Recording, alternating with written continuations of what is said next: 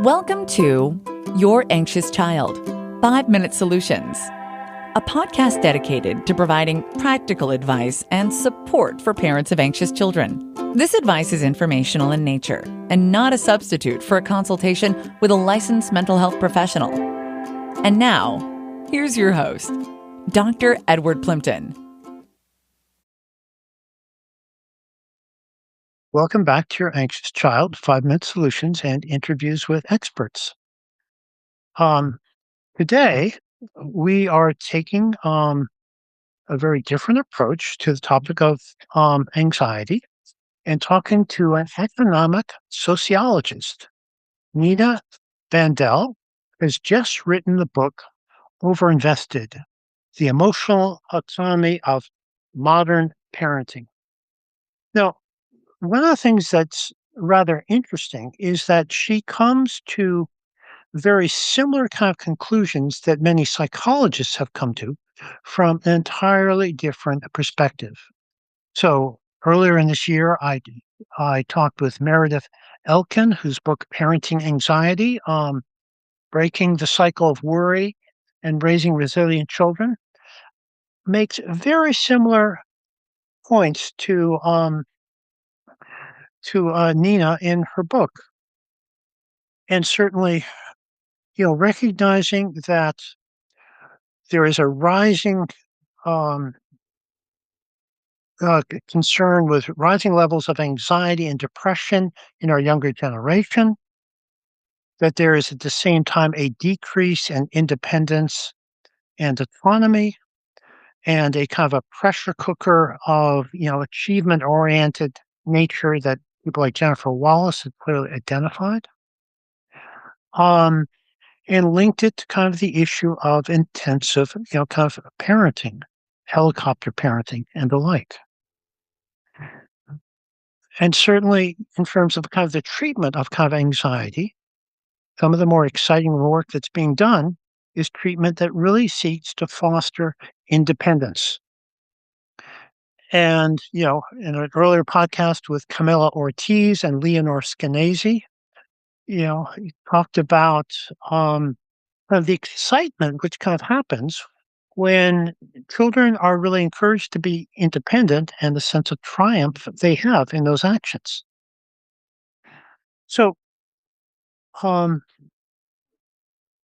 I certainly see that as a kind of a clinician, as part of my, every week. So it's really then interesting to see that somebody coming from a very different vantage point can come at it with, using slightly different sources of information, come at very similar conclusions. So, Nina, thank you for joining us today. And perhaps you should just kind of tell us a little bit more about yourself. Thank you so much, Dr. Plimpton, for having me here, for reaching out to a sociologist. I am a sociology professor at the University of California, Irvine. For decades, I've been studying a particular aspect of sociology, and that is how social forces impact the economy. To be blunt, I often say that I love money. Well, to study money, to understand what people do with money and what consequences that has for society. So this is also how I got to the topic of parenting. I followed money and saw how much parents have not only been spending on children, but also that parents would go into debt, for instance, to support their children. That seemed to be quite curious to me. And I wanted to understand better how our society has changed to understand why is it so important to devote so much money, so many financial resources, financial assets, different kinds of financial instruments. Some of the listeners might know of 529 savings accounts for college. So all these things related to money, I thought would tell me something about parenting as well. in just a small kind of aside, I used your first name and you referred to me as Dr. Plimpton. So we either need to be formal and I need to kind of address you more formally, or you can just call me Ted. So either way Let's is fine. go with Ted and Nina. I Okay, agree. right. So you start um, this rather massive enterprise of this book with the problem of how do we understand parental burnout? And tell me about how you approached this kind of problem and how that became the problem to decipher. So let me be very honest that I worked on this book, have been researching this book for, well, nearly a decade. And I started with money and I started analyzing databases with information about households and finances and how, as I mentioned before, households make decisions about how to spend money on children, invest money for children, take on debt related to education specifically. But then I realized we also need to understand how parents think about these issues. So I was very fortunate to receive a National Science Foundation grant to also interview 120 parents about their activities, about how they think about parenting more broadly, and aim to cover a very wide range of families. Sociologists often focus on middle-class families. So it was very important to me to understand this wide spectrum across socioeconomic class, across racial backgrounds, across religious, political persuasions. Is there something that parents have in common? And as I was writing, as I, in fact, finished the manuscript, was sending it out to the editor at Princeton University Press, this report came out by U.S. Surgeon General in 2024 that named the state of parental well-being, or shall we say lack of well-being, parental burnout, as a public health crisis. So I connected the dots in seeing that what I've been trying to understand, all that parents do for children in terms of money, emotions, and our entire selves, something I call invested parenting, actually, to differentiate a little bit from this idea of intensive parenting, and we can perhaps talk more about it later, but how the historical processes have led us to the point where we call something that happens in the home burnout, with a phrase that experts have developed for an experience in the workplace. So I think it's really important to think about where these words come from and how before 2015, we didn't even use the word much. And that, in fact, it picked up before the pandemic. There was this sense that parents have been exhausted before the pandemic. And of course, the pandemic really brought it to life. I don't know if you remember, but the New York Times even had a phone line where parents could call in, not even to talk, but to just express this exhaustion, frustration, maybe scream into the void. I think it was called the primal scream line. So at that point, we really saw parental exhaustion, parental burnout around ourselves so prominently. But it didn't subside when the pandemic, worries subsided to a certain extent. It kept going. So by 2024, the U.S. Surgeon General calls it a public health crisis, a phenomenon that is so common that it is a social issue. Very curious to me as a sociologist, not just an individual problem, somebody's, personal experience of distress. So,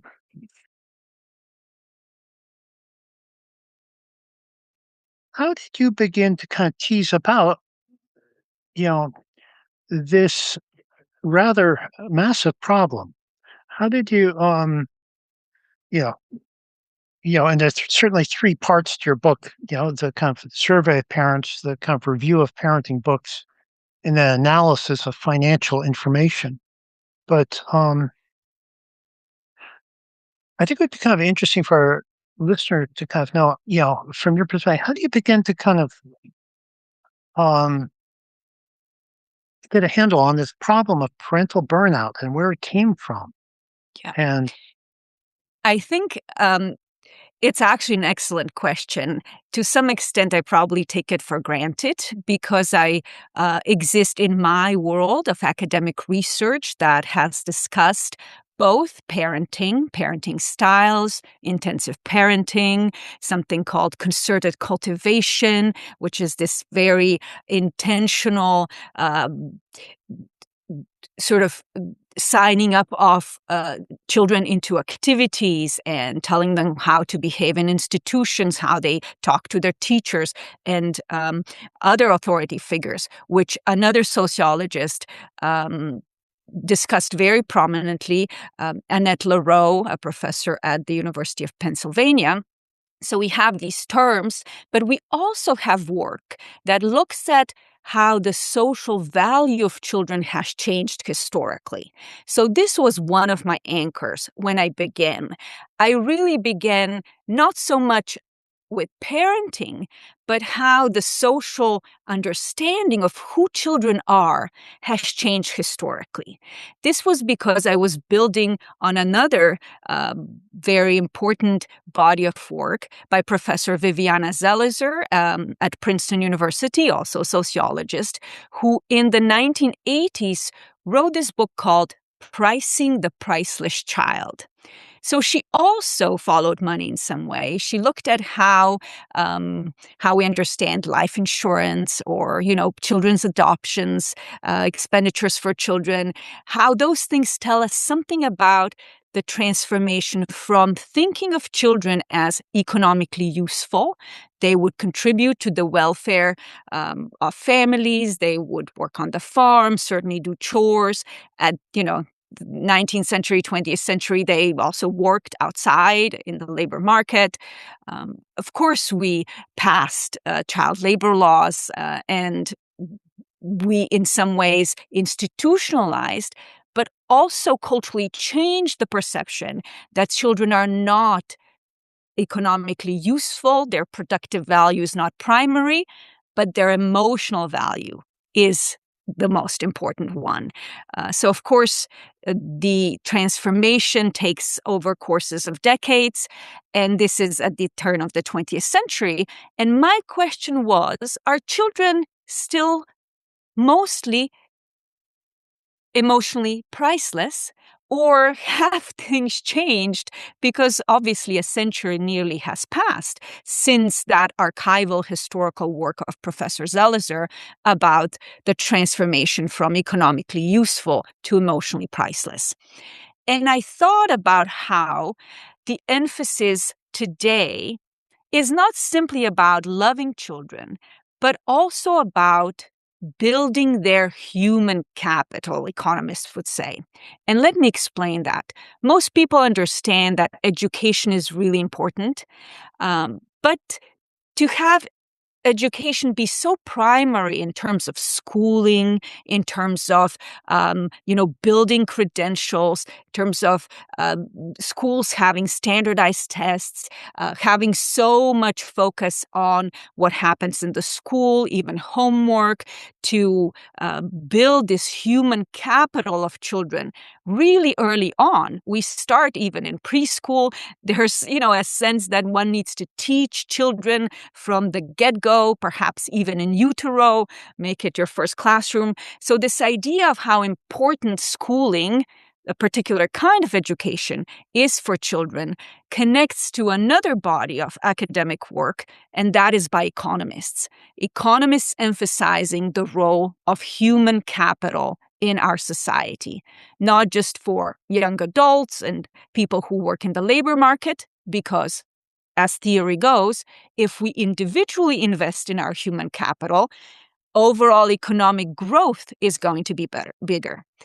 And this was work of economist Gary Becker, economist at the University of Chicago, who won a Nobel Prize in 1992 for this work on human capital.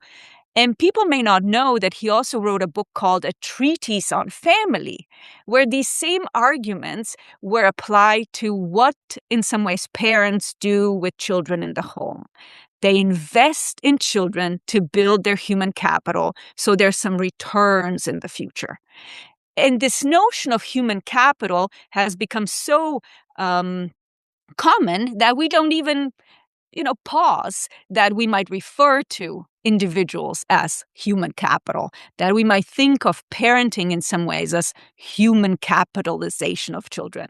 I hope I'm not being too abstract, but I think this overall sense of how historically we have changed in the way we see children is an added sociological perspective to how we can perhaps understand some of the pressures on children today, and obviously on parents, and how we believe parents should engage in cultivating this human capital, quote unquote. Well, I'm not sure all the parents in my audience are going to be able to are going to need a little help, with some terms. You talked about a change in perspective towards children for them becoming emotionally priceless. How did you get to that conclusion? So I should make clear that this was a conclusion from previous research in sociology, from Professor Zelizer's work, and that is the term that she uses.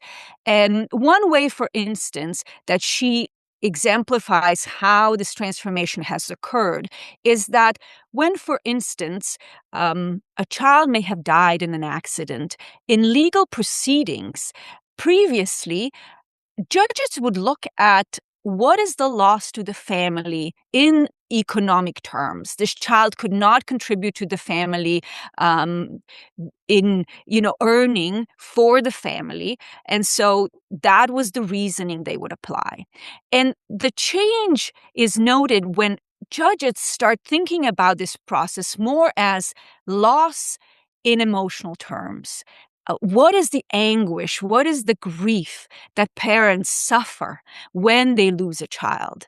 And so this may be an example of how we think about an economic value, and then we start thinking about emotional value of children. I hope that gives a sense a little bit of that transformation. And just, we take for granted these days that parents are there to love their children, not that parents are here to, work for us in the home. And let's just think about chores. Even a generation ago, there was more of a sense that children would do chores in the family. One of the surveys, for instance, asked parents, and this is from the American Psychological Association, I think the data from 2017, 82% of parents said they did chores as children, but only 28% say they really have their children do chores in the home as something that happens commonly. So, that in a way shows that how we're thinking of children has transformed and what we think they should do in the home. So what do children do? Well, they go to school. And this connects to this idea of not only emotionally priceless, but human capital, if you will.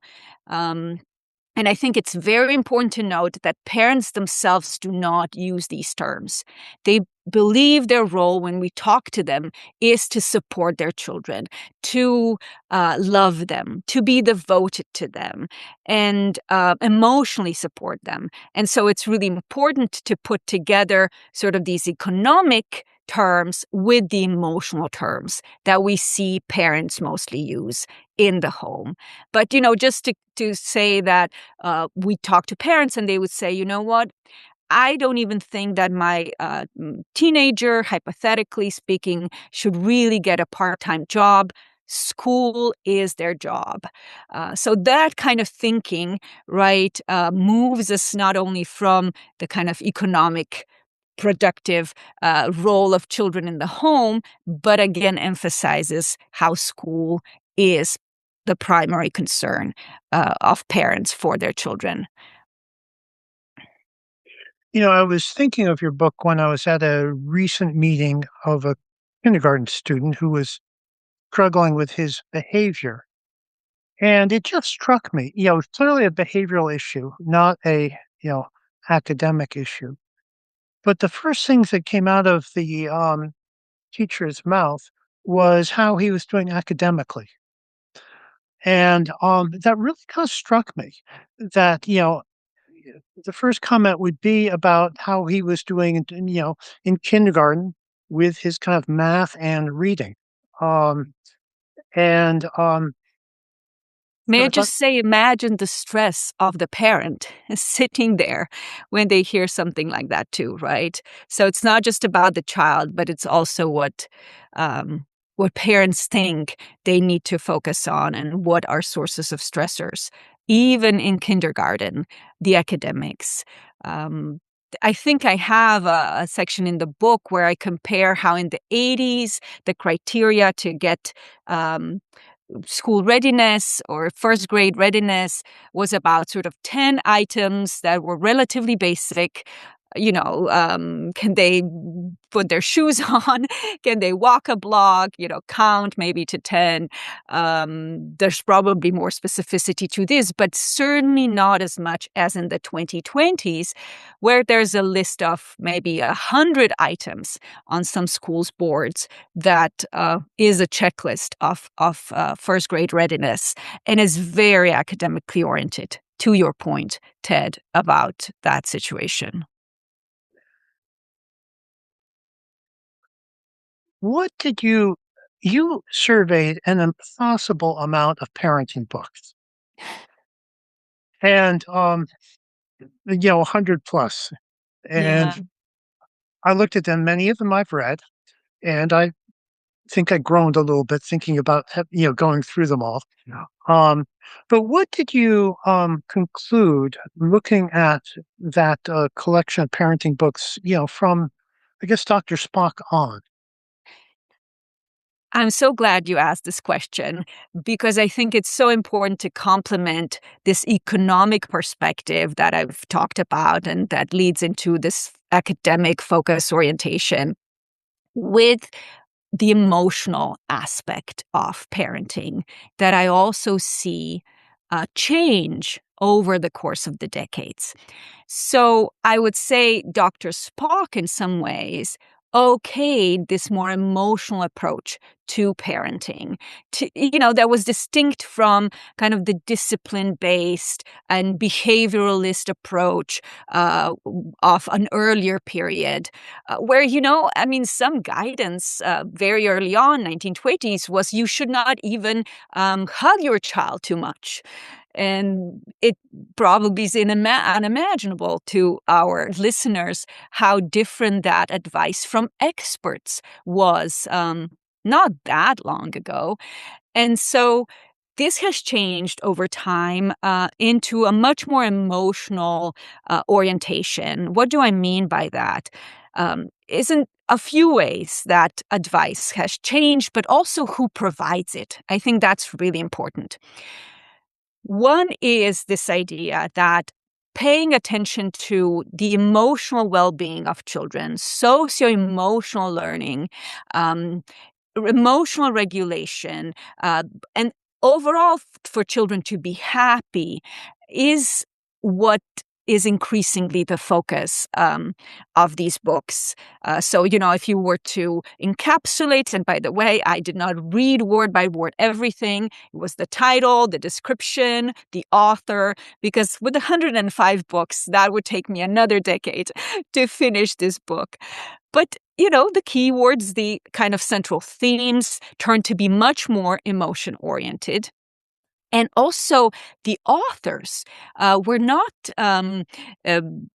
predominantly experts that might have an MD or PhD, but parents themselves sometimes, journalists who wrote about parenting. Let me give you an example that perhaps some listeners may recall. In 2011, this book came out called The Battle Hymn of the Tiger Mother. And this was a book written by a law professor, actually, Professor Amy Chua out of Yale University, but it wasn't a legal treatise. So her expertise was not about the subject that she's teaching at Yale, but it was about a memoir. It was a memoir about her experience as a mother. Another big book then was All Joy and No Fun, which was by Jennifer Senior, a journalist who wrote about not only how parents impact children, but also how children impact parents. And I think this is an important point, is this shift of emotional content of parenting books, that they became not about child rearing necessarily only, that is, advice on what to do with children, but these treatises and reflections on what it is to be a parent, what it is to be a mother, let's be clear, in many of these reflections on the state of motherhood. And I think that's very important, because when I say that we are in an era of invested parenting, what I mean is that this idea to be invested into being a parent has become just as important in some ways as what we believe we need to do with children. And that, I think, is a crucial moment that these parenting books indicate. And they also just explode. So these shelves are now so full of any kind of writing on parenting. There's sections just for parenting in bookstores, etc. So these are some of the ways in which qualitatively we have seen advice shift. And I did not even, if I may add, look at other sources of writing. These were just books, sort of old-fashioned, Ted. It was what you can find and open, and all these shelves behind me here have many of them. But advice, really, since kind of the social media proliferates, 2010s, comes from so many sources, right? At any point on my phone, I can hear, read, not even intentionally, but it could be in the back of my mind as a mom, what I need to do. And that is different kind of pressure than we've seen in previous times. One of the things I think is challenging is that so much of the kind of parenting literature is like a pendulum from one extreme to the other. And, a lot of, that focus on kind of emotionality, um, has actually been so important in terms of protecting children. So, for example, open heart surgery was performed on children without anesthesia until 1988. Wow. Only a muscle relaxant was given to keep the baby still, because it was felt that children did not, infants did not experience pain. Um, People like Barry Brazelton and his colleagues have been actually critical in essentially prolonging the life of newborn infants, because what they have, really helped to see the infant as an individual with unique capabilities in comparison to Henry James at the turn of the century, who had just thought they were just buzzing, confusing, incapable little creatures. And likewise, people with the kind of attachment, like John Bowlby, you wouldn't be visiting your child in the hospital or staying overnight with them if it wasn't for John Bowlby and his colleague Robertson, and one of their, The attachment, the, right? yeah, the attachment. But of course, and that you know, um, but then the pendulum shifts and emotions become overvalued, which is a point that Lisa Damore kind of brings up in one of her recent books. And um, what is forgotten is, for children, is the transitory nature of feelings, that feelings become too important for all concerned. Mhm. So it's a challenging pendulum. Absolutely. I think you have so clearly traced this in the literature that is not so familiar to me, but I'm very heartened in some ways to know it's consistent with how I've seen the phenomenon occur in the broader popular culture. And some people refer to this as intensification of therapeutic focus in life. I call it emotionalization of life, where emotions in some ways become the moral authority. And, you can make an argument if you feel something, that's sufficient as a statement. And I think we see this in broader spheres of life, not only in parenting. And I think that is the pendulum swinging too much into this field of emotionalization and uh, sort of in some ways, I just, of course, thought how the social media, the kind of discourse that we have, has amplified that, right? If you put a little emoji, well, it's called emoji. Let's just take it as is. Onto any comment, even when you have a conversation with somebody over text, that's a different kinds of response than perhaps a sentence or a conversation that you may also have. I want to kind of come back to or um, really explore one of the kind of most important points of your books, which is there have been two major societal transformations. Looking at children in economic terms as an investment and the emotional way of kind of looking at children and how these two have become, as you put it, joined at the hip. And, I think I'd really appreciate if you could spend some time um, explaining that very important kind of perspective and unique perspective.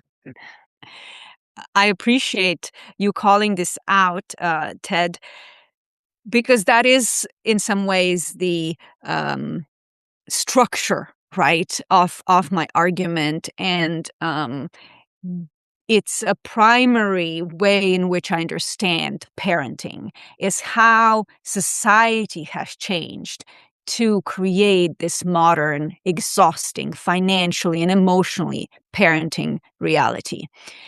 So I talk about the rise of the economic style and the rise of the emotional style. And I think we talked actually about both of these in discussing how, for instance, this idea of investment into human capital has become so central to how in the public discourse and with, economic expertise, but also policymaking expertise, we think about children. At the same time, I talked about how these messages, cultural messages from the parenting books and the broader changes in discourse, Oprah Winfrey shows, discussing of feelings, then kind of overemphasis perhaps on emotions as moral authority is happening at the same time. So why are they not in conflict is my question. Because in some ways, when we think, from the gut, pun intended, I guess, about economy, about money, about investment, it seems so foreign and so distant from intimacy and feelings. How could they be joined at the hip when in our mind it's sort of like, well, economy, money, maybe something even profane, and then the sacredness of our intimate bonds, if they come in contact, couldn't they in fact harm each other rather than support each other, as I discuss in the book. And when I use this idea of emotional economy, that's what I meant, that these forces go hand in hand. And truth be told, both of them are very focused on on individuals' investment and sort of what are the consequences of those investment processes. They could be monetary, but in fact, they could also come back in psychic income, is the economic theory too. So the idea that one would do things economically because they bring emotional rewards is not strange in many ways through that theory. So I would say that because money can be used to express love. And, what we do with money, and parents would tell us, they go to great sacrifices sometimes, but it's the extent of their love. They don't think about that ruining their relationship to their children by having to take on debt, by perhaps having to make some trade-offs, not, spend for themselves, not put even for their retirement, put their children first. This is the way that the economic reinforces sort of this intimate bond that parents express. And that's perhaps, when people think about this in what they actually do with their own children, it may be clearer than when we think about it theoretically, so to speak.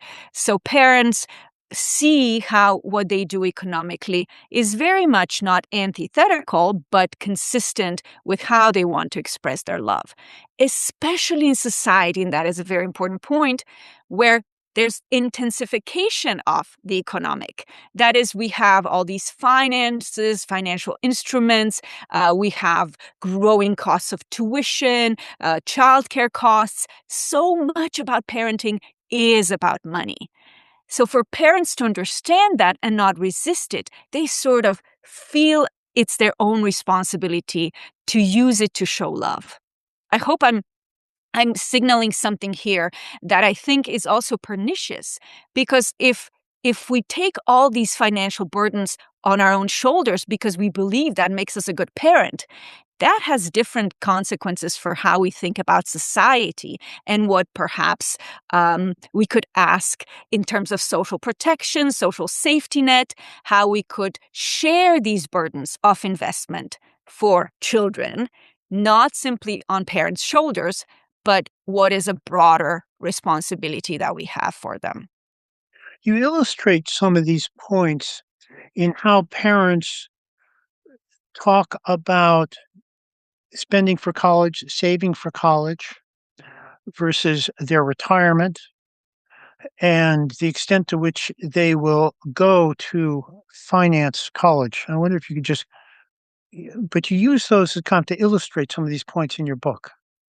Yes, I call it different monies. So different ways in which money and finance is implicated in parenting. So one, for instance, is saving for college through these investment vehicles. They're called savings accounts, 529s, but they're really a financial instrument that states came up with to help parents, right, save for college and in some way signal that it is a parental responsibility to finance children's college.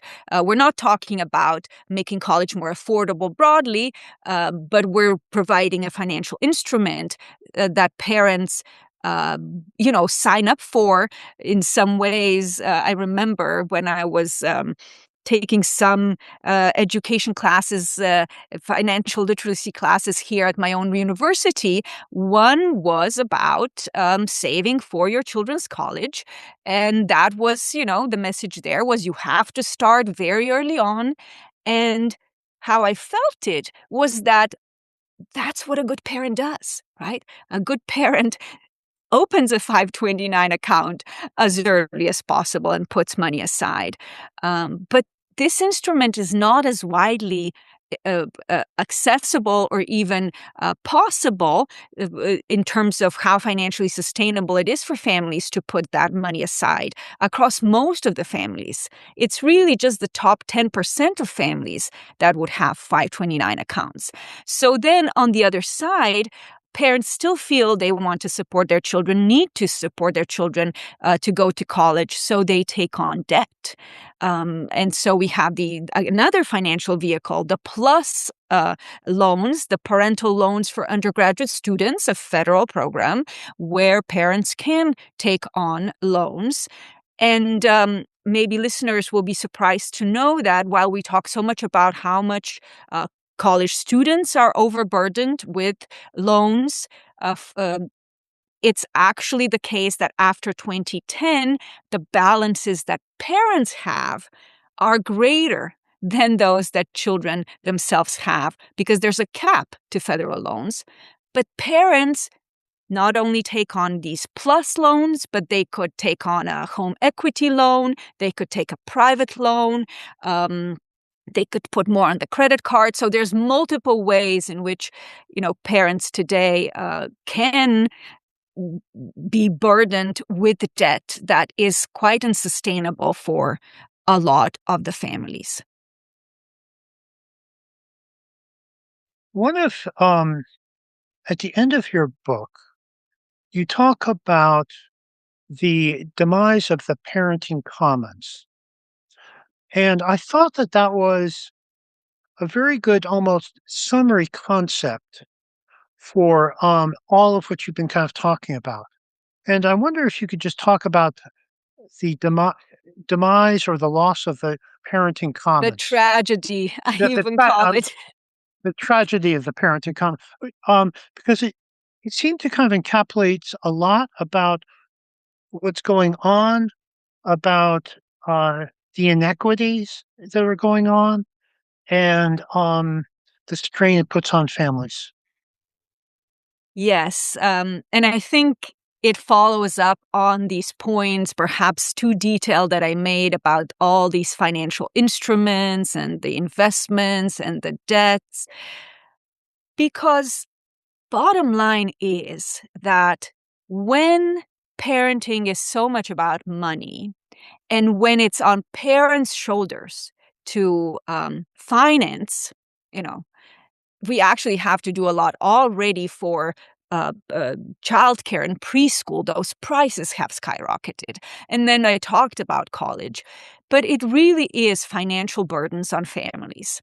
Now imagine when parents have to shoulder them themselves. Some parents can do quite well because some of these financial instruments, in fact, are pretty savvy. You could put money aside if you take a loan. That's with less interest when you have more resources, when it's kind of debt, good debt in many ways. So well-to-do families in some ways benefit from having all these financial instruments that one could manipulate, if you would like. On the other hand, you have families going into debt that's not sustainable.